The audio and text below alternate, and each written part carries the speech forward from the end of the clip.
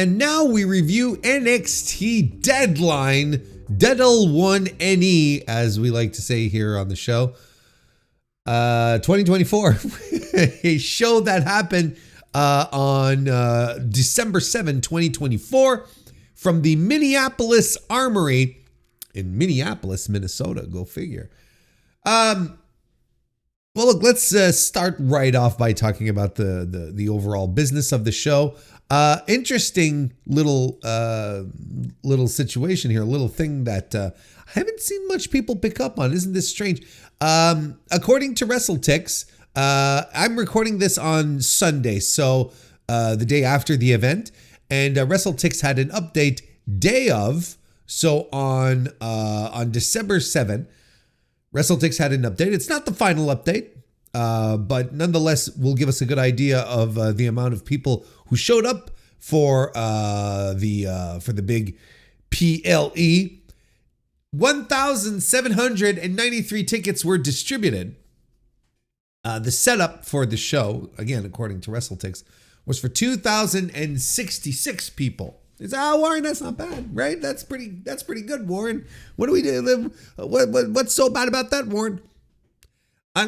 Nothing intrinsically when you look at it that way. However, when you consider that the Armory in Minneapolis, Minnesota, is a venue that hosts that can seat over 8,000 people, then it gets a little more. Then you're like, oh. Wait a second, this wasn't good at all. Now, I know some tickets get removed because you set up the video wall, right? So there's some seats that just aren't available so that the production set up, and for the hard cam and all that stuff. I understand that, but not to justify like that big a gap, right? Now, in all fairness, I do not know because I'm not familiar with the venue all that much. So to be fair, I don't know if this is their typical, how malleable their setup was to allow for a pro wrestling presentation. I don't know if they, I don't know what a typical 8,000 person crowd in the Armory looks like, right? Is pro wrestling just not conducive to that? I don't know. I don't know, but, Clearly, we did not hit capacity on this one. We really did not. I don't know. I couldn't tell you. But I find it I find it curious that that no one's picking up on this. That basically, a quarter of the building was full for this NXT show, but no one's picking up on it. Oh, okay. Well, I guess that means it's fine. I guess. Must be business as usual then. Everything's chill. What are we even worried about? Are you worried? I'm not worried. I don't know. It's just curious. Let's just leave it at that. As for the show itself, listen, I legitimately sat down here in this very chair thinking to myself, well, what am I going to say? I thought this was such a nothing ordinary, perfunctory NXT show, which included one of the matches I disliked the most in 2024. So I was like, how am I going to make this interesting? How is this going to be interesting, right? In any way, shape, or form? Or it's like I could be done with this in 15 minutes. I could just breeze through this and just shrug shoulders throughout the entire. Well, this is something that happened. I don't know. I have my notes, of course. I'm not unprepared. I think the most interesting part of this review is that I'm debuting a new hat. This is my new hat. Do you like my new hat? I like this new hat. It's a flat cap with a little. It has with just a little button thing here at the top, with the snap here just at the brim over the. Right here, just a little snap there. It's a nice hat. You can call it a flat cap, which it's kind of the catch-all term, right? You can call it an Ivy cap if you wanted to. You could call it a cabbie cap. You could call it a driving cap. I think a crook cap, a golf cap is also in there. Lots of names for this hat. You can pick the one that you prefer.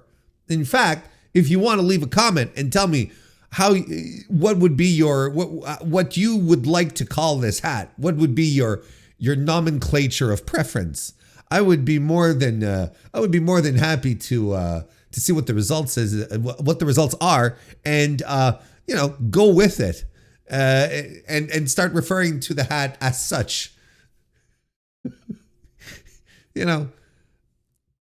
Why did you get a new hat, Warren? Well, I'm telling you. I got a new hat because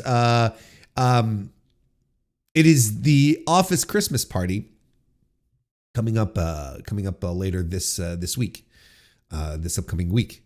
And, I always, go out and try to find some kind of little outfit, little something interesting. There's a lot of things that I'm not into. I'm not a big suit guy. I don't own, I own a suit. I don't even know if the suit fits me anymore, to be honest. It's been a long time since I've worn it. I guess I should own a suit, for, funerals. There is no, I have no opportunities to wear a suit. It's like, well, what if you're looking for a high paying job, Warren? What if you go get interviewed? What if you go get interviewed, Warren? Well, the job I'm going to interview for is going to be for a company that doesn't require me to wear a suit. I'm sorry. I am not sitting around all day in a fucking suit doing my work. That's just not how it goes. So, I have a suit, but, and then here's the thing is that once you go to your office party, let's say you go to your office party and you put Christmas party, right? And you wear the suit because you want to wear something good. You want to wear something fancy. You want to wear something out of the ordinary because these people see you every day. And, the office Christmas party is usually an opportunity where people are is usually a moment where people are going to take the opportunity to, show up, dress up. The ladies do their makeup, they go get a special hairdo, the guys, they just look all sharp, so that you don't look like the typical slob you are on your 9 to 5, right? So, there's always a bit of that where people are like, where people do that, and a lot of people look tremendous in their outfits, and for the past couple of years, I've decided to go down a more vintage route. I've been like, look, what if, because I don't know, I like to go counter all these trends. You've got these guys, these tremendous guys who I work with. And they're fit. This look like they come in with their suits. It looks like they're poured into the suit. You know exactly what I'm saying. Well, WarrenHayes doesn't look like he's poured into anything. It's more like he's bursting at the seams in some regions. So I can't pull that stuff off. So I'm like, okay, well, what I decided to my outfits would be more vintage, like throwbacks. Last year I did a total 1950s Christmas type where I had a red turtleneck over which I had a casual dress jacket from the 50s, pleated pants, high waist. That's tremendous. Like that I'm like, oh, that's fun. So I'm trying to do the same thing this year. I think it might just be. I think the thing that I might just end up doing is black pants, white shirt, black suspenders, hat, bow tie. I think that's it. I think just straight to the point. I think that's the way to go. Wouldn't you say? Isn't that the way to go?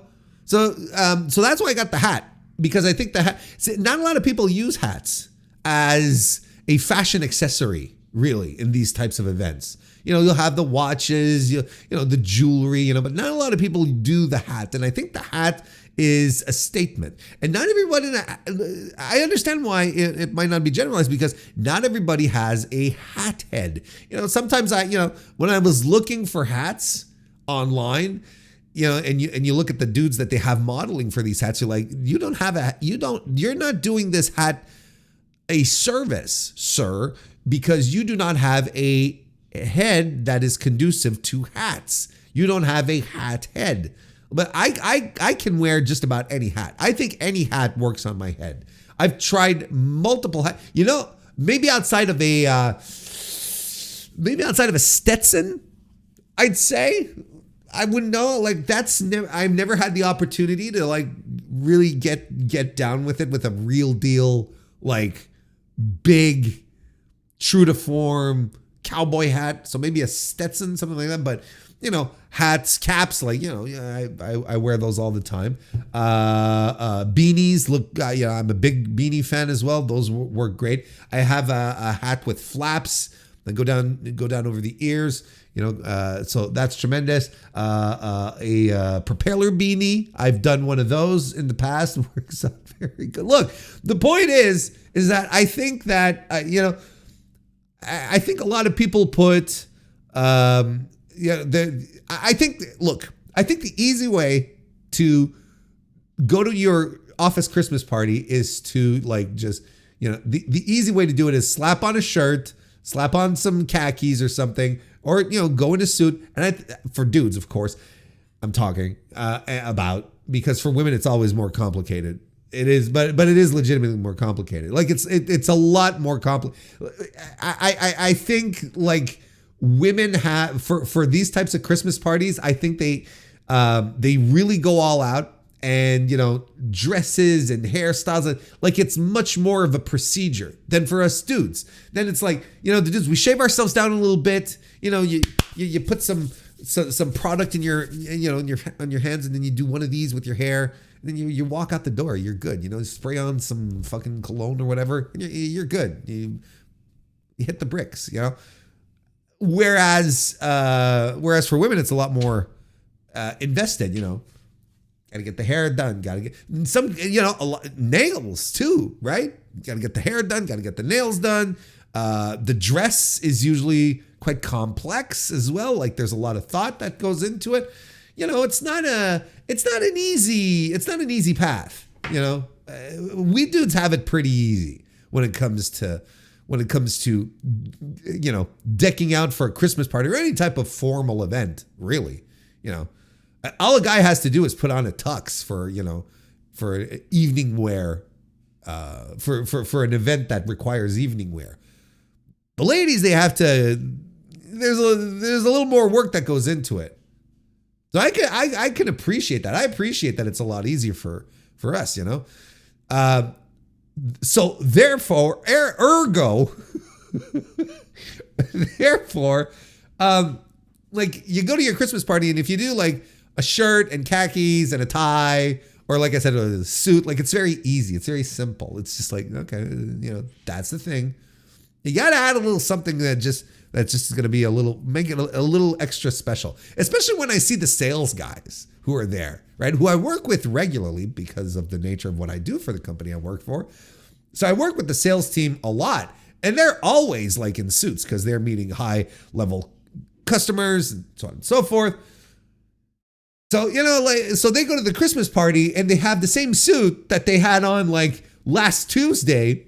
So I'm like, okie dokie, not to say that they're creeps or they're not, they're bad people or, they're stupid or whatever. No, it's just like, well, the effort is there. Like there's no effort put into it. But then they come, let's say with their significant other, and boy, they're, they've got the beautiful dress on, it had, and they're sparkling with jewelry, and they did the makeup thing, and they did the makeup with the sparkles, and whatever.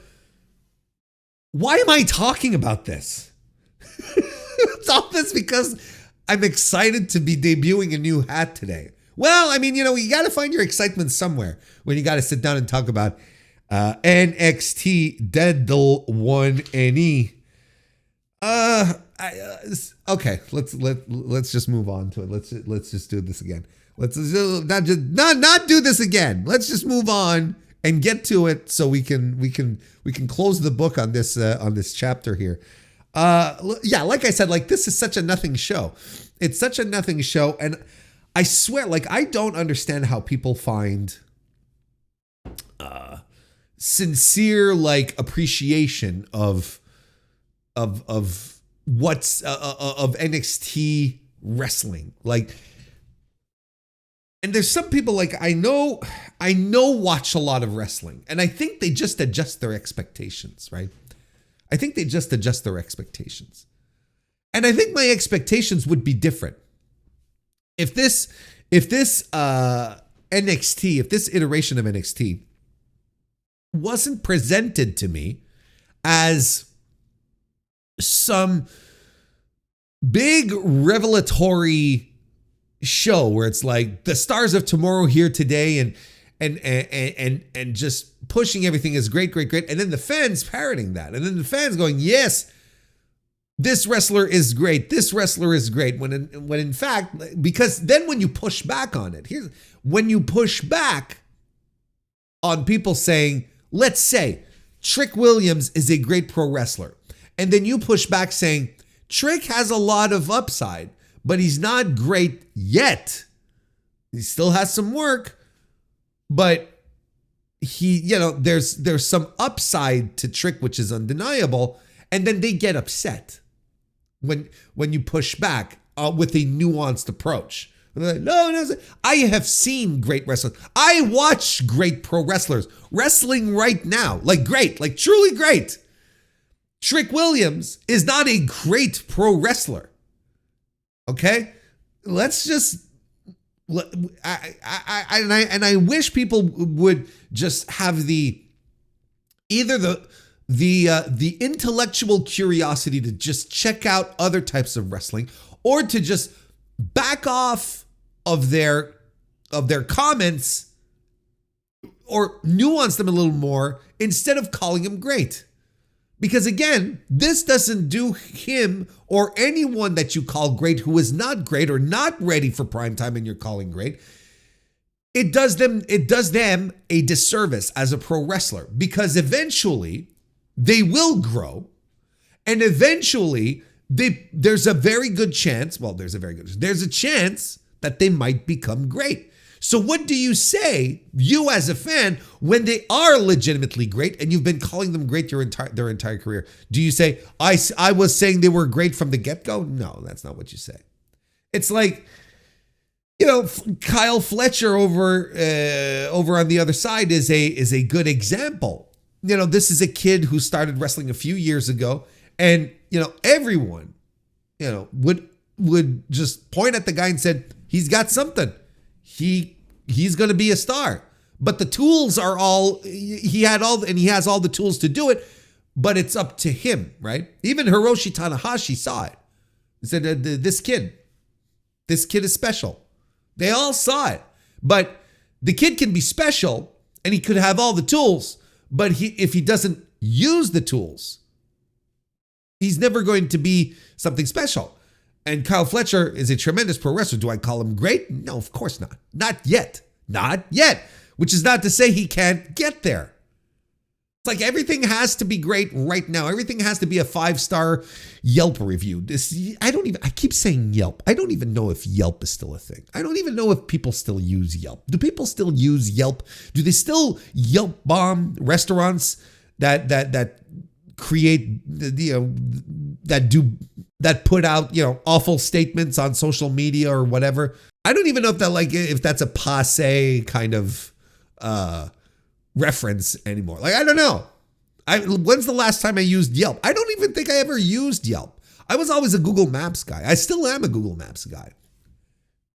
And the food ratings on Google Maps usually are very much in tune with what I like. So, it has my confidence. Wasn't there a thing years ago where Yelp was suing Google Maps because Google Maps was scraping data off of Yelp to feed its own rating system? I don't quite remember that. I think that something to that effect. We're off course again. Can you tell? I just want to talk about anything else. I want to talk about Creature Commandos on HBO. That's what I feel like talking about.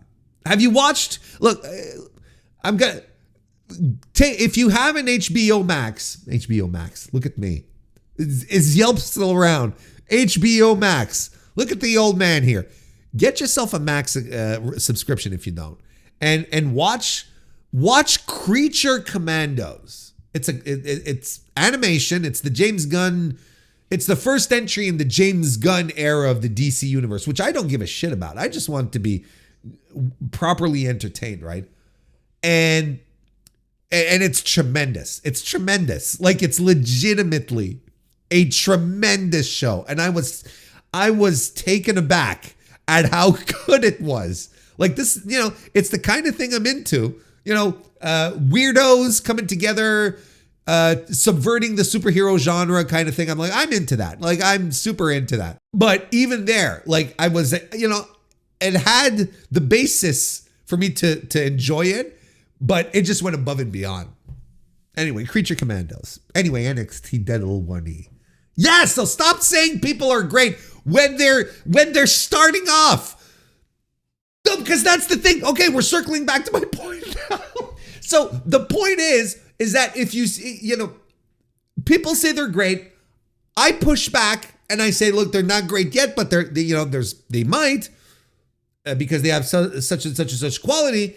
And then the return I get is, well, you're being so harsh. This is developmental. Well, what the fuck then? Okay, so you're great in your developmental environment? Okay, that means nothing to me. Like that, other than you being like a prospect, okay, maybe. Well, Julia's great. Yeah, well, Julia is a fucking accomplished pro wrestler outside of NXT. And the same goes for Stephanie Vicaire, right?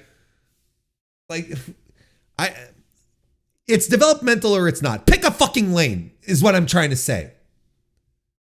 Otherwise, use proper, like, just talk about wrestlers and wrestling honestly, just honestly. But I also understand that a lot of people don't have any experience watching anything else than the WWE, right? So they're going to see, the Men's Iron Survivor, and they go, hey, this is a fun match, this is good. When in reality, it's a piece of shit. Well, it's not a piece of shit, but it's boring. It's mediocre. Went a little harsh there. I'm trying to light the spark, fellas, ladies. I'm just trying my best here.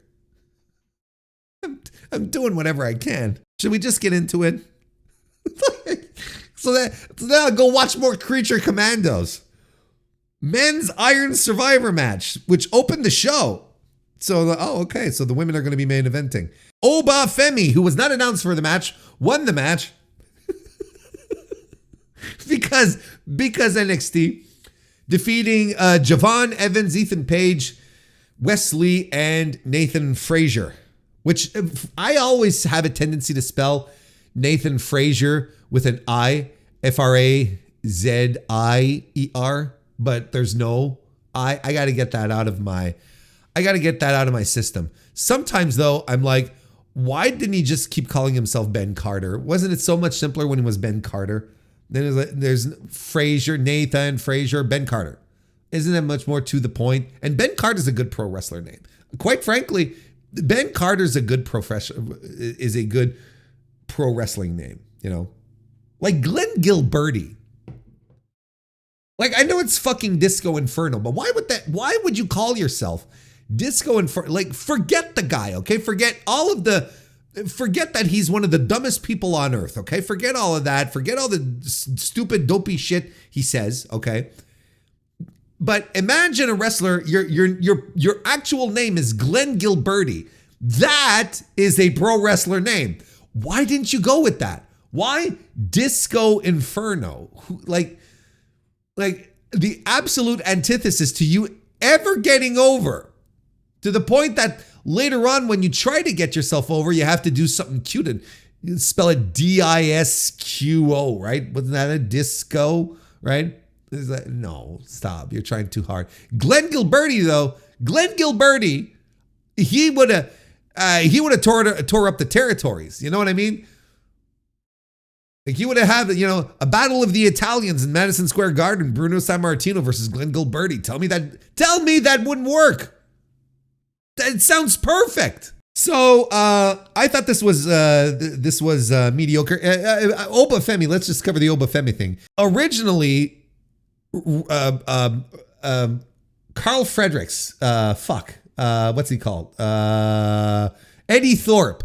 He was supposed to be in this match. He had earned a spot in the WWE NXT Iron Survivor match, but he got taken out. I don't know what happened. I don't care, honestly.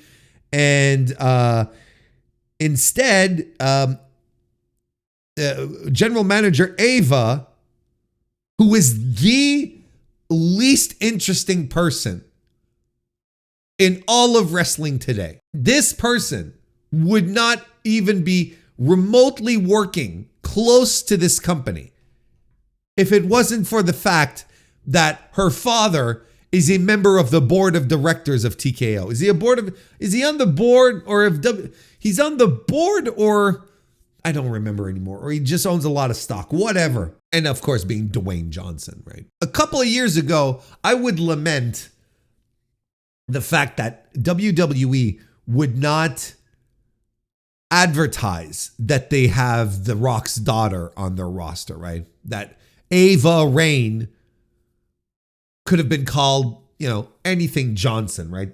Just to continue the lineage, I know they have an apprehension to doing that, right? To, Braun Breaker, Curtis Axel, Wyatt and Bo Dallas, it's like not tapping into the lineage, right? They somehow, some way, somewhere, some reason, they hate doing that.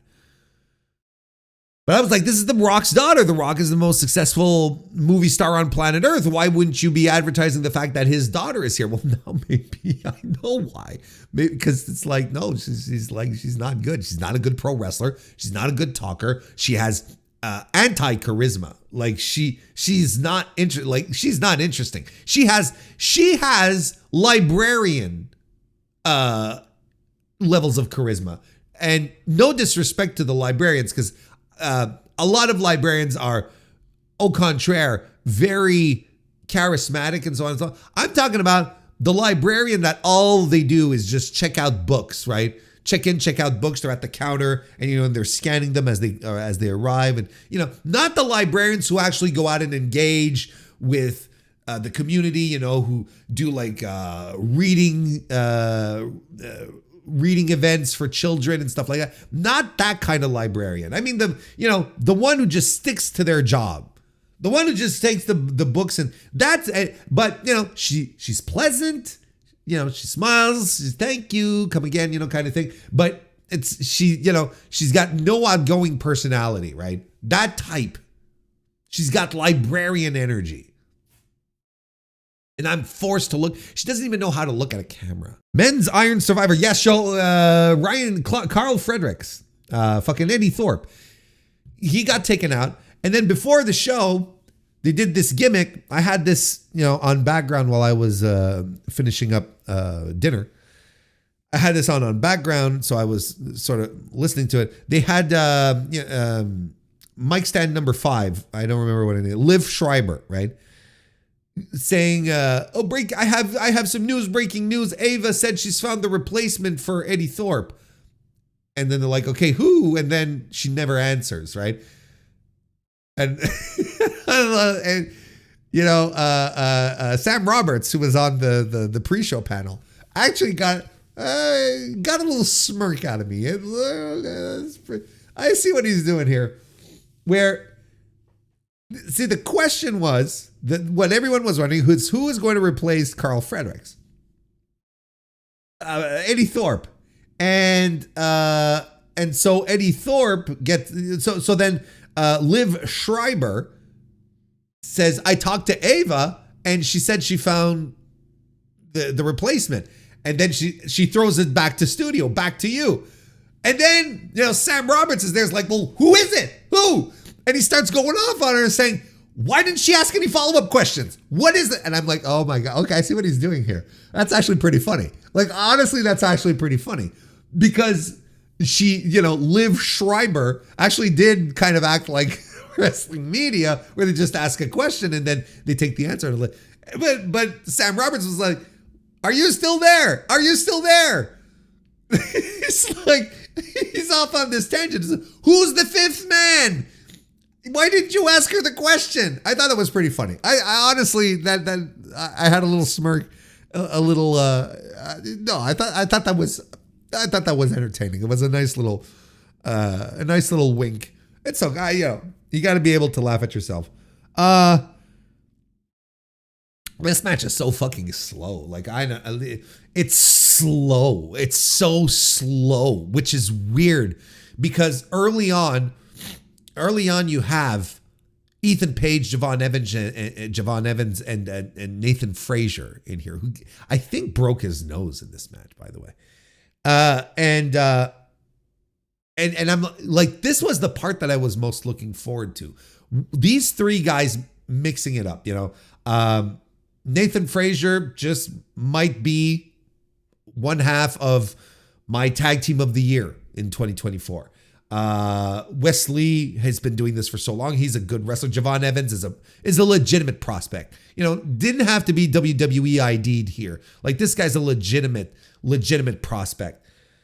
And I was like, I'm excited to see these guys mix it up. But no, then Ethan Page and his dopey antics get involved, and then Obafemi comes in, and it's not like, I like Obafemi. Like, I'm very, very pro Obafemi, but I didn't see anything.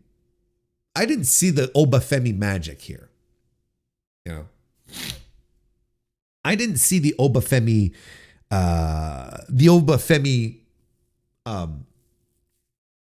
What's the word I'm looking for? The Obafemi essence, magic. I was being, the thing here is that all of the focus in this match was putting people in the fucking penalty box, right? Where you'd have these shots of, oh, we got to put you in the box. We got to put you in the box. Ethan Page doesn't want to go in the box. And it's, meanwhile, there's nothing going on in the ring. And I think the most egregious moment of this was when Obafemi was in the penalty box. And then Ethan Page eats a pin. So he has to go to the penalty box while Obafemi's already in the penalty box. But he doesn't want to do that because he pissed Obafemi off. And Obafemi's going to beat him up in the penalty box. And this is a whole segment that has to last easily 90 seconds. 90 seconds in a match which has a hard cutoff time of 25 minutes. There's a time limit to this match. And you're going to give us 90 seconds. It had to be. It felt like forever of Ethan Page, being not wanting to go in, being the chicken shit. And then when he does go in, all you do is focus on Obafemi beating Ethan Page in the ring, in the penalty box. Meanwhile, in the ring, you've got three other guys, but nothing's happening because they're waiting for this segment to pass so that they can get back to doing stuff. But there's like I said, a minute, 90 seconds of all this bullshit that has no impact on the match, on this, ultimately, this Iron Man match. Why are we wasting time looking at, I don't care about this. I do not care. It's not going to have any impact on what's going on over here. It's dumb. And then I hated the finish where Obafemi pins two guys at once. So gets 2 points. What? Oh, well, he pinned two guys at once. That's 2 points. So he, then he does it like with 30 seconds to spare and, he wins. Motherfucker. Like this. It's funny because I remember the original Iron Survivor match that they did on WWE NXT. What was it, 2 years ago at this point? The one with Grayson Waller. And I thought it was really good. And I thought Grayson Waller was tremendous. Being a shit heel in this, racking up pins like in a perfect shit heel way, where I was like, yes, this is what I do. Like, his psychology in the match was impeccable. Whereas here, it's all fucking all over the place. There's no psychology. It doesn't make any sense. And then the decisions that are rendered don't make any sense either. So, mediocre, 2 3/4 stars from me. Lola Vice defeated Jade Parker in a NXT Underground match. This is one of the This is one of the matches that I have seen this year that I have disliked the most. If I never see a fucking NXT Underground match ever again, it will be too soon. The one that she did with Shayna Baszler, where they started wrestling all over the floor, and I'm like, what the fuck are we doing? Just, this is supposed to be this.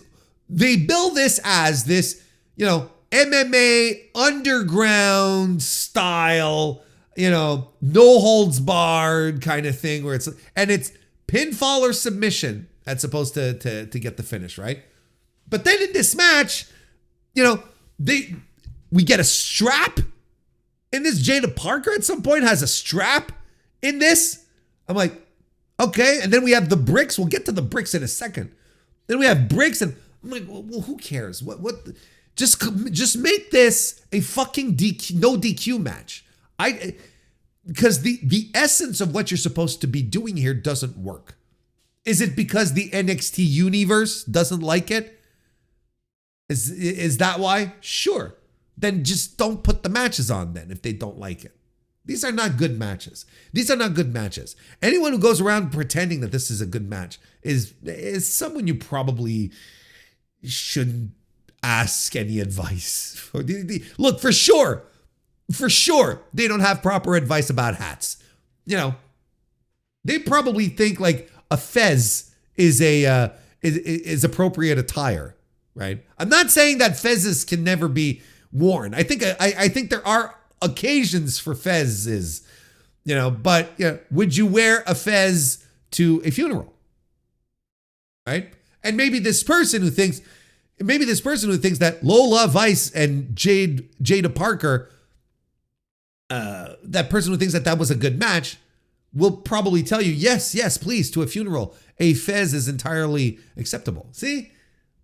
Well, we'd have to quiz these people. But then again, I have no common ground to want to chat with these people regardless. Like, I think they're wrong. I know everything is subjective, but ultimately, like, this is not a good wrestling match or a shoot match, because that's the idea. It's supposed to be blood sports. It's supposed to be Josh Barnett's blood sports, which, by the way, is running on fumes. Everyone I talk to in regards to these matches kind of agrees that the blood sport work shoot type of deal is kind of played out. It's kind of tired, and it's not that good anymore. I think that the good era has passed. Whatever they're doing now, whatever it is, it's just like, whereas here, that's the idea they're trying to emulate, but it's just not working. Oh, and the fucking slapping of the mat, the entire fucking match is so off-putting and annoying. Who said you gotta keep doing this, blah, blah, blah, blah, even when there's nothing going on? And they were hitting the mat, I should say, when they were both out on the floor. And why are we out on the floor wrestling when this should be going on in the ring? Like, none of this works. It's dumb. It's not good. I know. Lola Vice has a background in this, in MMA. Just because she has a background in it doesn't mean she's good at it. And it doesn't mean that she's able to translate it properly into a worked environment, into a pro wrestling environment. That being said, I still continue to be bullish on Jada Parker. I think that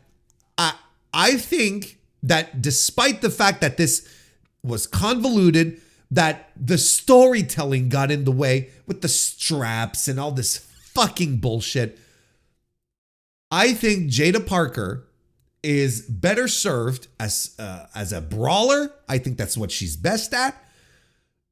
Keep her away from doing, flippy shit and, how all the girls are trained right now in NXT, to jump off the ropes and tornado DDTs and all this stuff. Let her develop a solid ground game. Let her become a brawler. I think she has the vibe for sure. And I think she has the capacity to really come across as a bruiser. I think that's the best way you should go about booking this woman, and let her dress let her dress the part. I know the idea. There's a type, right, that they want all their women to develop their gear with. Y'all know what I'm talking about. I don't have to point it out. You all know what I'm talking about. Jada Parker should just come out and look like a fucking killer. Like, make her look like a killer. And all of the, not just like another girl on NXT. Does that make sense? Because I think she has the potential to be special. Again, to my point earlier, I'm not saying she's great. She is super green. Like, she is so incredibly green, right? She's 2 years into this. So it's not as if she's this vet. She's not.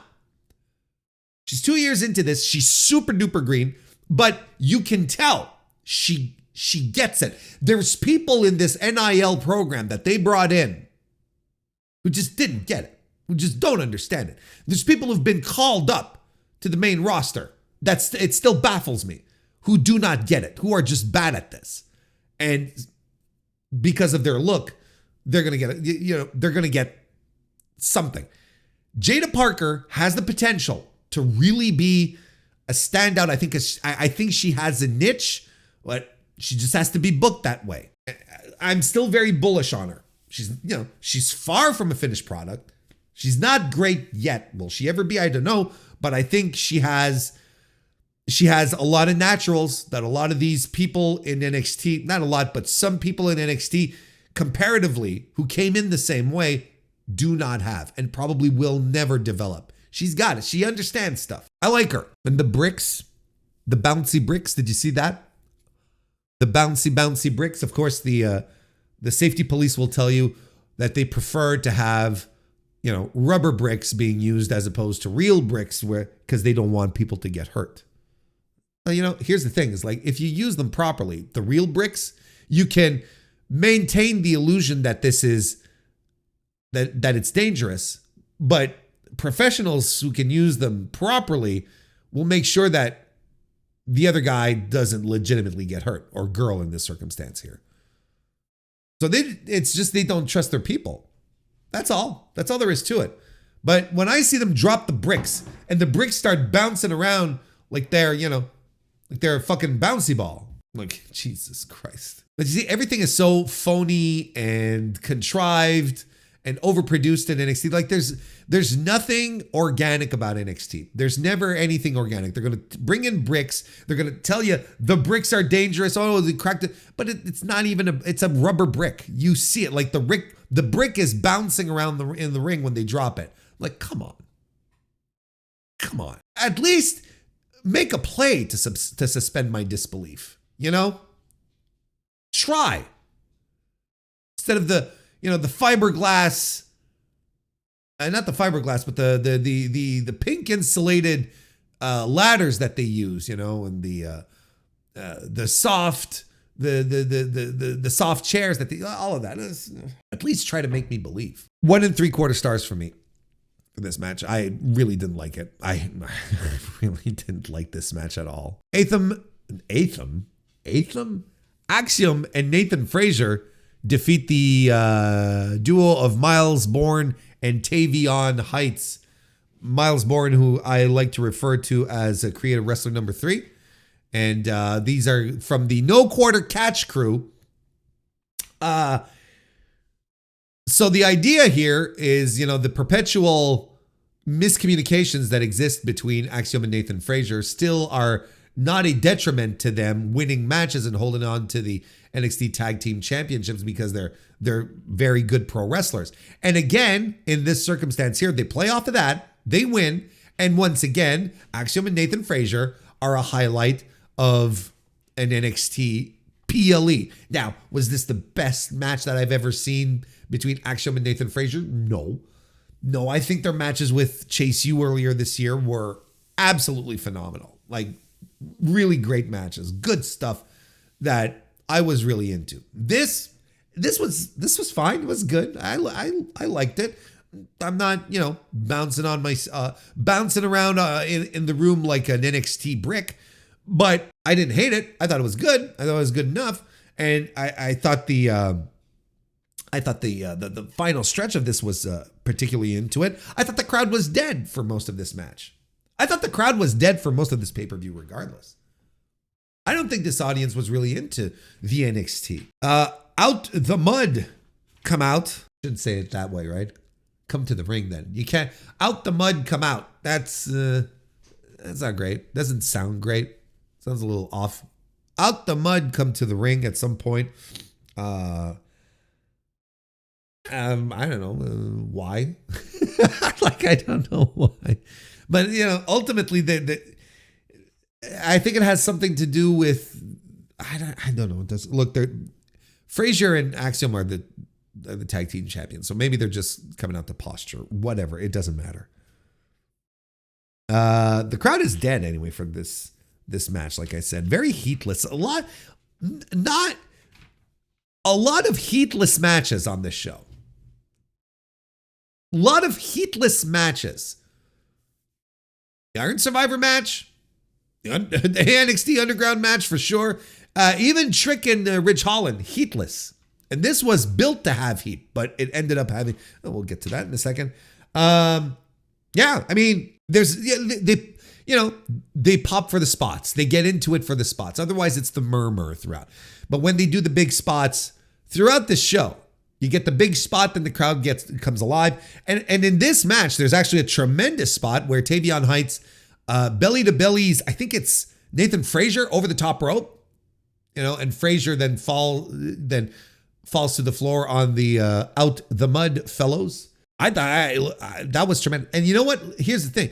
Tavion Heights in this match here, I hadn't seen him since his return from his excursion in Noah in the N1. I thought he looked very good. And I was like, okay, from the last time I saw him wrestle to now, there's a snap to what he does. There's something a lot more efficient. His offense looks credible and real. And I'm like, okay. I think this guy picked something up. I think he understood something by heading over to Japan to work some Puro wrestlers. Because he's here doing some tremendous stuff and little things often, but doing them real well. He looks a lot more credible than he was. I really enjoyed it. Really a different snap to what he does now. He has a great exchange with Axiom at some point in this match too. And then he drops Frazier with a tremendous DVD on the apron, just tremendous stuff. Axiom lands a destroyer then on Heights. Creative Wrestler 3 tries to pin Axiom, but then Axiom reverses that into a cradle for the win. And the idea here, there's the idea, part of the story here, of course, was the fact that Nathan Frazier was pulling double duty and he was banged up during his Deadle 1 NE match. And so there was a lot of posturing for the injuries, where I'm like, there's another way to tell the story other than taking this route, which is a lot more heavy-handed and force-feeding it down our throat. Then, what you could have done is just integrate it more seamlessly into the match. And we're not stupid. We would have figured it out. The guy's nose is out to here. He's got the rib tape. We understand what's going on. That's it. We're not fucking dummies. So we would have figured it out. I think this could have been better, but for what I saw, I enjoyed it. I thought it was pretty good. 3.25 stars for me. Trick Williams versus Ridge Holland had themselves a mid-off. And look, I've seen every Trick Williams PLE title defense. Okay, if he's defended it, and the one in Chicago for the the launch of NXT on the CW. All of his defenses are mid. They're all mid. Now, why is that? Why do you think they're mid? It goes to a point I was making earlier. Because he's not ready to be in these kinds of spots. He's still a rookie. He's still fairly new at this. And, you know, I will always say, like, what is, he's not even 4 years into the business, right? 3 years? 2 or 3 years. And they propelled him to the top of the NXT because he got really, really popular. He's got the catchphrase and the people like the Trick Williams. So that's why they decided to just like pull the trigger on him really, really quickly and make him the top guy of their NXT brand when, you know, not unlike Braun Breaker that I kept saying over and over, wasn't ready for it. He's not ready for that spot. He doesn't know how to have main event matches yet. And none of them have been main event matches. And I kind of feel like his match, and I'd have to go back because I don't remember. Shoot me that I don't remember NXT matches. But if I remember, even his match with Carmelo Hayes, which was the big blow off to their friendship / feud, wasn't that great either. But again, like, this guy is not ready and he's still sloppy and he's still missing moves, you know, he's still blowing spots, and that's what it is. That's Trick Williams now. But somehow I'm supposed to say that he's this great pro wrestler. Again, I'm not saying that he can't evolve there, that he can't evolve into that spot. He's been at this for only 3 years. He's a guy who's never wrestled before. So, you know, he's got so many great vibes down. Crowd connection is there. All of this is undeniable. But he is not a finished product. And they're treating him like he's a finished product. And they want you to believe he's a finished product. So the audience treats him like a finished product. When in reality, he's still got a ways to go. Ridge Holland, he's boring. It's just big, meaty, meathead boring. And there's nothing here. I don't know why they keep trying to make Ridge Holland into a thing. There's nothing here. There's nothing to this. And they're playing off neck injury, you know, on the NXT. They had Ridge Holland, you know, injured Trick's neck, and Trick, you know, got sent out to, he did a stretcher job, and he's back from hospital, you know, fresh off the injury, wanted to fight. What a hero. Wanted to fight nonetheless. I don't know, man. Like, stuff happens. There's back and forth. Trick does his comeback. They fall into pins onto each other. I'm like, oh, this is so corny. It's not, and the crowd's not into it. Look, and the crowd's not into it. And I don't even think they were all that into Trick's entrance either. And I don't know if it's because it was a smaller audience, but I would argue that Trick Williams doesn't feel as hot anymore. Doesn't feel quite as hot as he was when he won the NXT championship and people were really excited about it. Do you think that maybe a program with Ethan Page, the most mid pro wrestler on planet Earth, didn't help? Do you think that didn't get the blood boiling and people sort of shrugged their shoulders? Or do you think? There's this really scary spot in this match where Trick's neck gets tied up in the ropes, and I don't think that was planned, because the referee really does struggle to get him out. So that was really scary. But yeah, he wins doing his kick and the trick kick and the trick shot. Another mid-title defense. I don't know what to tell you. 2.5 stars for me. And then we had the women's Survivor match where Julia defeated Sol Ruca, Stephanie Vaquer, Ren Sinclair, and Zarya to become the number 1 contender for the NXT Women's Championship. And Julia was like, she opened the match and she won it, right? She was there from the start. You know, they did some interesting little ground wrestling between Ren Sinclair and Julia, which I didn't hate. I thought that was a lot of fun. Sol Ruca comes out and, you know, they did what they were doing here. The ladies was doing triple submissions, right? So, you know, you'd have one lady lock on a sleeper on another. So then the free one would come over and then sleeper hold the one putting on the sleeper hold. And they do this a few times, doing triple submissions on. Okay, this is it's a little corny and it's a little slow. It doesn't have any snap to it. It's not it's not working for me. But I appreciate the effort, but the execution was a little stilted. Zarya comes in.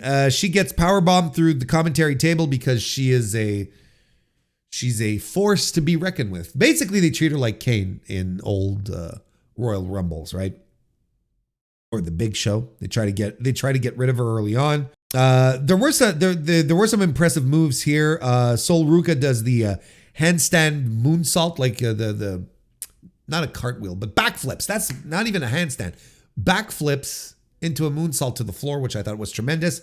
Zarya does a cannonball senton onto Stephanie Vaquer while having Julia on her shoulders. I'm like, wow, all right. Like, that was pretty cool.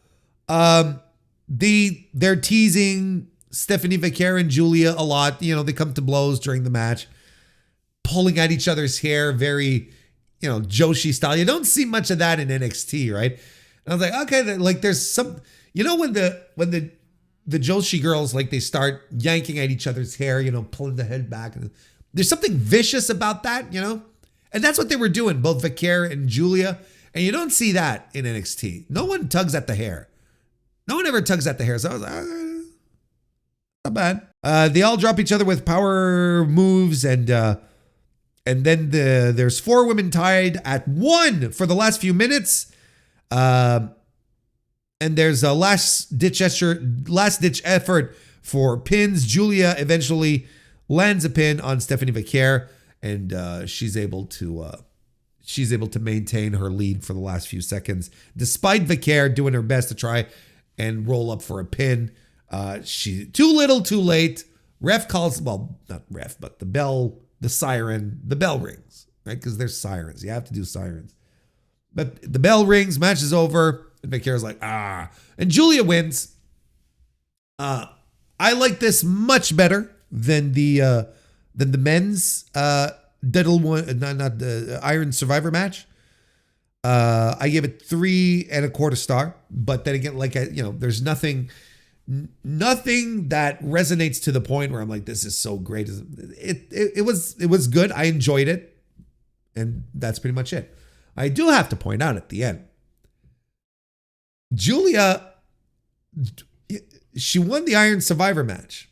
Bell rings, everyone hits the bricks, and then they do streamers, and then a cloud of confetti starts falling down upon her, right? Like from everywhere in the building. And you've got, and the streamers, and I'm looking at this and I'm like, she just won a #1 contenders match. Why are they acting like she won the main event at WrestleMania? And it was so weird. They didn't do this for Oba Femi. No, I understand why they're doing it. Don't get me wrong. But it's weird because it's just a #1 contenders match. That's all she won. She didn't win the title. She won the right to challenge. She's the next one up on tap for Roxanne Perez.